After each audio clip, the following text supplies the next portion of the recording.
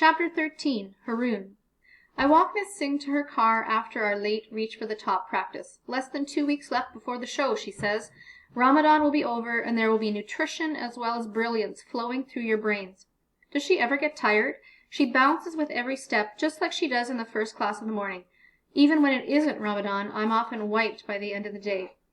We leave the nearly empty school together and cross the lawn, heading to the teacher's parking lot. We see a few kids standing on the edge of Brown Town, looking down at something. What's going on? Miss Singh wonders. We walk over there to find out. They wonder how 9/11 could have happened, I hear someone say as we get closer. They wonder why we are angry. And then I see. The lawn and benches of Brown Town, the place where Muslim students gather every day to talk, to pray, to just be with others who have things in common, is now defiled.